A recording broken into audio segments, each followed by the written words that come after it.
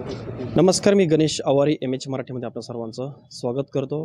अहमदनगर जिल्ह्यातील अकोले तालुक्यातील जनतेसाठी महत्त्वाची आणि खूप आनंदाची बातमी गेल्या 24 तासांपासून सर्वजण सोशल मीडियाच्या माध्यमातून ऐकत आहे. त्याचप्रमाणे अकोले तालुक्याचे आमदार डॉक्टर किरण लहामटे यांनी देखील काही वेळापूर्वी पत्रकार परिषद घेत अकोले तालुक्यासाठी उपजिल्हा रुग्णालय हे आता प्रशासकीय त्याला मान्यता मिळालेली आहे. एकूण 37,85,00,000 रुपयांचा निधी देखील आता मिळालेला आहे. मात्र कालपासनं सोशल मीडियाच्या माध्यमातून व्हॉट्सअपवरती असेल, फेसबुकवरती असेल किंवा जे काही प्लॅटफॉर्म आहे त्याच्यावरती माजी आमदार वैभवराव पिचड असेल यांनी देखील अभिनंदनाचे जे काही बॅनर लावलेले आहेत, त्याचप्रमाणे खासदार सदाशिव लोखंडे यांनी देखील तसेच बॅनर लावलेले आहेत. आणि अभिनंदन एकनाथजी मुख्यमंत्री असतील, एकनाथजी शिंदे मुख्यमंत्री असतील, त्याचप्रमाणे उपमुख्यमंत्री अजितदादा पवार, देवेंद्र फडणवीस यांचं अभिनंदनाचे फलक देखील त्या ठिकाणी लावलेले आहेत. त्याचप्रमाणे आमदार डॉक्टर किरण लहामटे यांचे देखील आता अभिनंदन केलं जात आहे. आणि आज स्वतः आमदार डॉक्टर किरण लहामटे यांनी देखील माहिती आता दिलेली आहे. माझ्याबरोबर बोलण्यासाठी स्वतः जनसंघर्ष समितीचे जे काही संघटना आहे प्रमुख आहेत तर संदीप दराडे माझ्यासोबत आहेत आणि मनसेचे दत्ता नवले देखील आहेत. संदीपजी, पहिल्यांदा तुमच्याकडे येतोय. तालुक्यासाठी खूप आनंदाची गोष्ट आहे का उपजिल्हा रुग्णालय आता अकोले शहरामध्ये या ठिकाणी आता नवीन साकारलं जाणार आहे. सध्याची जी काही आरोग्याची परिस्थिती तालुक्याची कशी आहे आणि साधारण याला किती काळ लागू शकतो? सामाजिक कामामध्ये तुमचा अनेक दिवसांपासून हा लढा सुरू होता. बघा, तालुक्याच्या आरोग्य व्यवस्थेच्या बाबत जर आपण खऱ्या अर्थाने बोलायला गेलो, तुम्ही म्हटल्याप्रमाणे गणेशराव, ही खरंच आनंदाची बाब आहे, त्यात शंका नाही. परंतु हा आपला जो तालुका आहे हा एक डोंगराळ दुर्गम तालुका आहे, आदिवासी बहुल तालुका आहे. आणि ह्या तालुक्यामध्ये सध्याची जी आपली जी आरोग्य व्यवस्था आहे ह्या विषयावर आपण थोडंफार समजून घेतलं पाहिजे. आपल्या अकोले तालुक्यामध्ये 71 उपकेंद्र आहेत का जे वाड्यावर आहे, पाड्यावर आहे, वस्तीवर आहे, दुर्गम भागात आहे. 10 प्राथमिक आरोग्य केंद्र आहेत ज्याला आपण PSC म्हणतो, आणि 4 ग्रामीण रुग्णालय आहेत की त्या 4 पैकी आता एक ठिकाणी अकोल्यामध्ये उपजिल्हा रुग्णालय होणार आहे.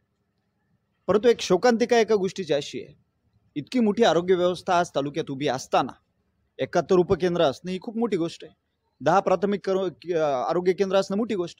परंतु आजही आपण त्या उपकेंद्रांमध्ये जावा. माझी तर विनंती आजी माझी लोकप्रतिनिधींना, त्यांची तळमळ नक्कीच चांगली. ही श्रेयवादाची लढाई आहे, यात आपल्याला पडायचं नाही. आपल्याला नागरिक म्हणून आनंद आहे, ते आलं याच्यात आपल्याला समाधान आहे. कुणी आणलं यापेक्षा ते आलं याला जास्त महत्त्व. परंतु उपकेंद्रांची गणेश भाऊ परिस्थिती अतिशय बिकट आहे. त्या ठिकाणी जे उपचार लोकांना भेटला पाहिजे ते आज तालुक्यात भेटत नाही. कारण प्रत्येकाला मोठा लगेच आजार होईल आणि ऑपरेटच करावं लागेल असं नाहीये. तिथं जे व्हायरल असतात, बेसिक आजार असतात, गोरगरिबांच्या खिशातले पैसे जे जातात, एक बाजूला आपण बघतोय की लोकांना इन्कम नाही आहे, घरामध्ये पैसे येत नाही, आणि त्या उपकेंद्रांमध्ये काही परिस्थिती ध्यानावर नाही, म्हणजे अतिशय वाईट परिस्थिती. त्या 71 पैकी ही एक गंभीर गोष्ट आहे. मी आपल्या समोर सांगतो MH मराठीच्या माध्यमातून की जवळपास 20-25 उपकेंद्र दिवसभर बंद असतात. ही अशी आजची ती परिस्थिती. प्राथमिक आरोग्य केंद्रामध्ये ज्या सुविधा मिळायला पाहिजे ते मिळत नाही. ग्रामीण रुग्णालयामध्ये जिथं एक्सरे व्हायला पाहिजे, ब्लड चेक व्हायला पाहिजे, लघवी तपासली गेली पाहिजे, सगळ्या RH मध्ये डिलिव्हरी झाली पाहिजे, सिझर झालं पाहिजे, ह्या गोष्टी नाहीये. आज अकोले तालुक्यामध्ये एक सुद्धा शववाहिका नाहीये. ही अतिशय खेदाची बाब. एखाद्या गरीबाची डेथ झाली, त्याला ते प्रेत घरापर्यंत न्यायचं आहे तर त्याला प्रायव्हेट एखादी गाडी बोलावी लागते, ॲम्ब्युलन्स बोलावी लागते, 4-5 हजार रुपये त्याला द्यावे लागतात. अकोले तालुक्यात शववाहिका नाही. डिलिव्हरी सोडता इतर गोष्टींना ह्या ॲम्ब्युलन्स वापरल्या जात नाहीये. ज्या तालुक्यात ॲम्ब्युलन्स आहे, अपघात झाला ते म्हणता नाही आम्ही फक्त डिलिव्हरीच्याच महिला नेण्यासाठी ॲम्ब्युलन्स. मी या सगळ्या परिस्थिती आहे. आपण हे उभं करतोय, कळस सोन्याचं चढू राहिलोय, पण खालचं बांधकाम ढिल्लं झालंय, पाया कोलमडत चाललाय. याच्याकडे कुठेतरी लक्ष दिलं गेलं पाहिजे. आरोग्य व्यवस्था ही गोरगरिबाशी निगडीत व्यवस्था आहे. आज आरोग्य व्यवस्थेमुळे आपण बघितलंय कोविडमध्ये परिवार उद्ध्वस्त झाले. आज तालुक्यामध्ये कोरोना संपल्यानंतर ऑक्सिजन प्लांट उभे राहिले, अकोल्यातही उभं राहिलं. त्यातनं मला नाही वाटत 1 लिटर सुद्धा ऑक्सिजन आजपर्यंत बाहेर निघालाय उभा केल्यानंतर.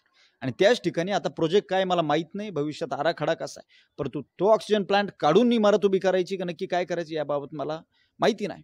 परंतु जी काही मंजुरी आली ती एक आनंदाची बाब आहे. परंतु ही जी उपकेंद्र आहेत, मग त्यात अगदी घाटकरमध्ये असेल, इकडं तळे कोथळे वीर त्या पट्ट्यामध्ये असेल, किंवा इकडं ब्राह्मणवाड्याच्या पुढे असेल, तर ह्या परिसरामध्ये किंवा आमच्याकडं त्या पट्टा किल्ल्याच्या पट्ट्यामध्ये असेल, त्या भागामध्ये असेल, तर ही उपकेंद्र जी गोरगरिबांसाठी अति गरजेची ही पहिली सक्षम व्हावीत. प्राथमिक आरोग्य केंद्र सक्षम व्हावी आणि त्या ठिकाणी लोकांना उपचार मिळावे ही अपेक्षा आहे. ब्लड आणि लघवी तपासणी केली तर ते रिपोर्ट मिळायला 2-2 दिवस जातात. महालॅबला जातात संगमनेरला, तालुक्यामध्ये तपासलं जात नाही, एक्सरे होत नाही, सोनोग्राफी होत नाही. म्हणजे डोलारे उभे करून काय होणार नाही. त्या ठिकाणी त्या सुविधा मिळाल्या पाहिजे अपेक्षा ही प्रशासकीय मान्यता आलेली आहे. त्याबद्दल मी ज्यांनी यामध्ये ज्यांचं योगदान आहे त्या सगळ्यांचं मी अभिनंदन करतो. या निर्णयाचं मी स्वागत करतो. राज्य शासनाचे आभार मानतो.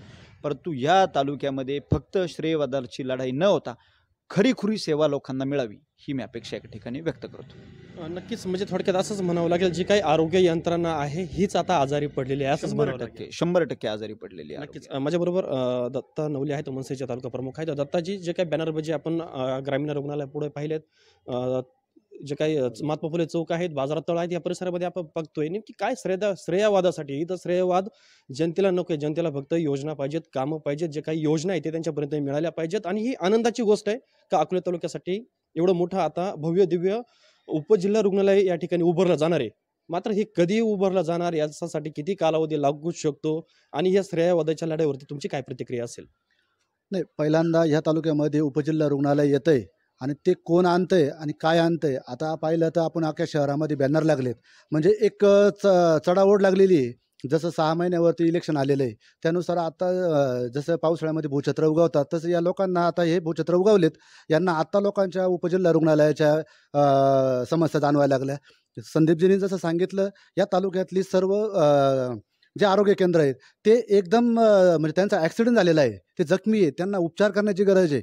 अशा परिस्थितीमध्ये यांचं त्या आरोग्य केंद्रांकडं काय परिस्थिती आहे याच्याकडं बिलकुलही लक्ष नाही.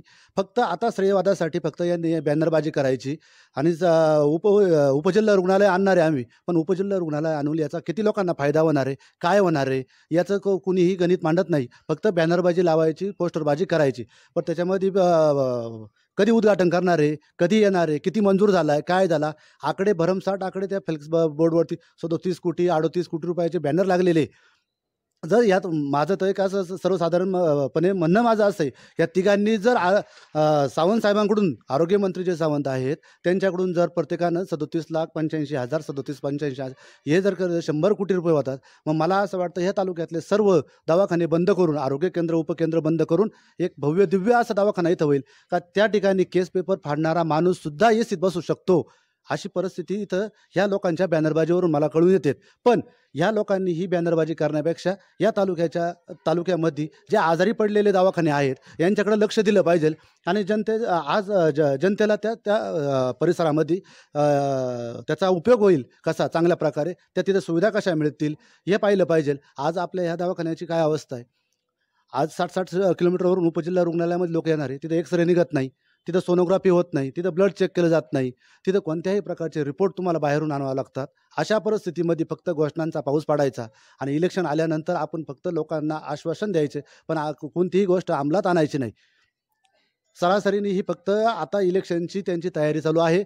मी आणलं पण प्रत्यक्षात ज्यांनी मंजूर करून आणलं त्यांनी ह्या कामाचा नारळ कधी फोडणार आहे आणि ह्यात कधी चालू करणार आहे हे जनतेसमोर मांडावं.